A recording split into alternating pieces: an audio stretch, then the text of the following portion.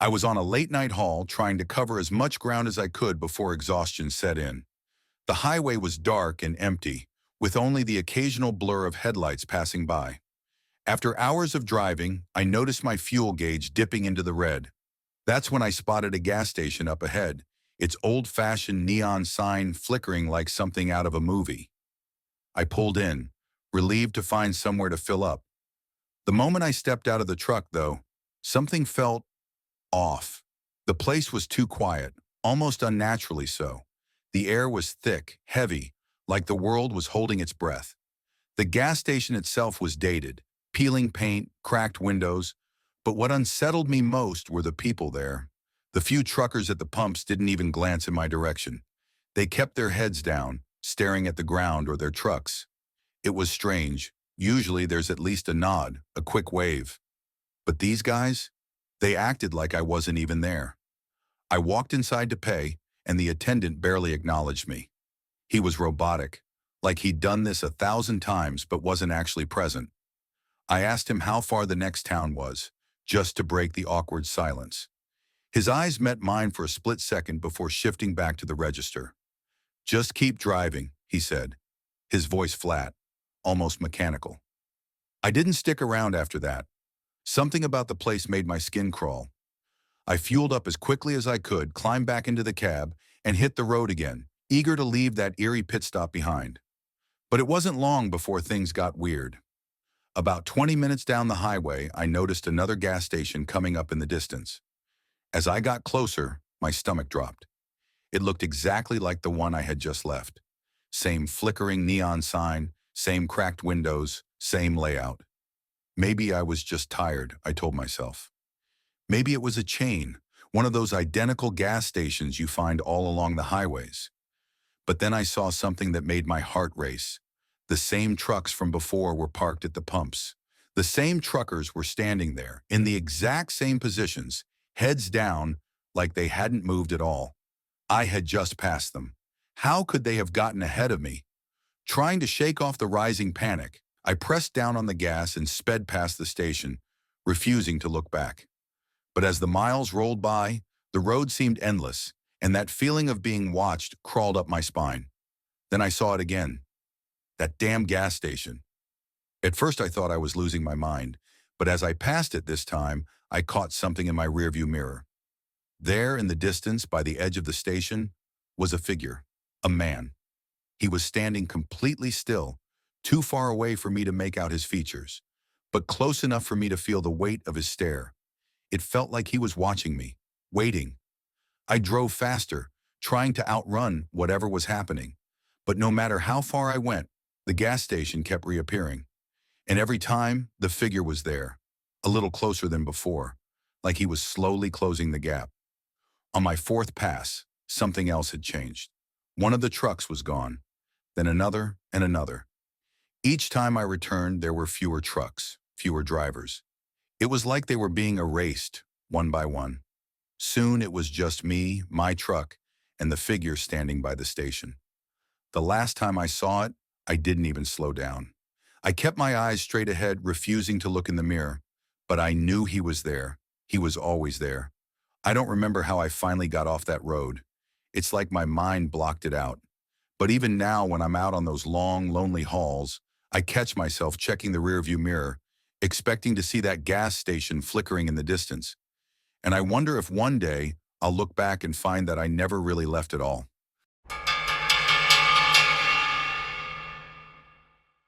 It seemed like an easy job at first, almost too good to be true. I was hired to transport a locked container across several states, no questions asked. The company didn't tell me what was inside, but the pay was excellent, so I didn't push for details.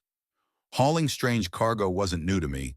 I'd seen my fair share of odd shipments, but this one felt different. The first few hours went by smoothly. The container was locked up tight, secured to the trailer like any other. But as the sun dipped below the horizon and the darkness settled in, I started hearing things. At first, it was just faint thumping, like something shifting inside. I chalked it up to road bumps or loose cargo, nothing to worry about. But then the noises got stranger. There were scratches, long and drawn out, coming from deep within the container. I turned up the radio to drown it out, but it didn't help. As I drove through the night, I began hearing muffled voices, barely audible, like someone was whispering just on the edge of my hearing. That's when my nerves started to fray. I pulled over at a truck stop to check on the container, my flashlight cutting through the chilly night air. I half expected to find the lock tampered with, but it was sealed tight, as secure as when I picked it up. The noises stopped as soon as I got close, as if whatever was inside knew I was there. Back on the road, the silence didn't last long. The thumps became louder, the scratching more frantic.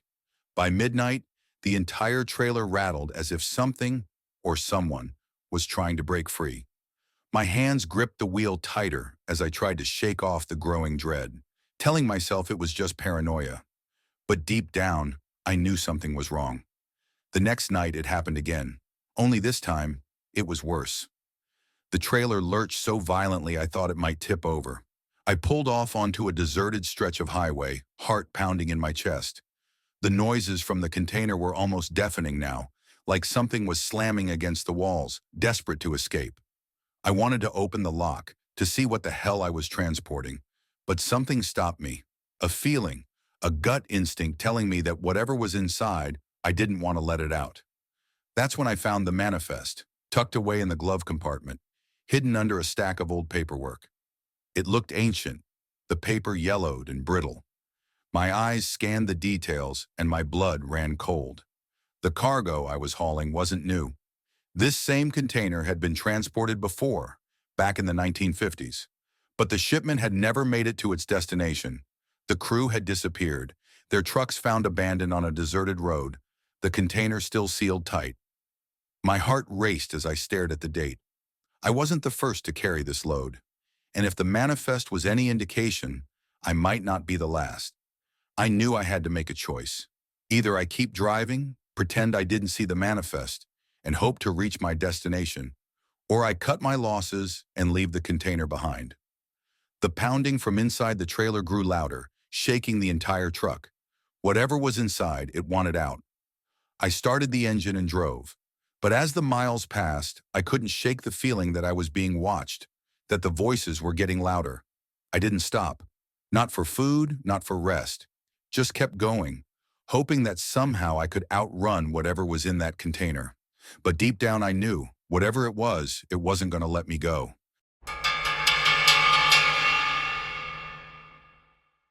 I had been driving all day, pushing to make a tight deadline before the fall evening settled in.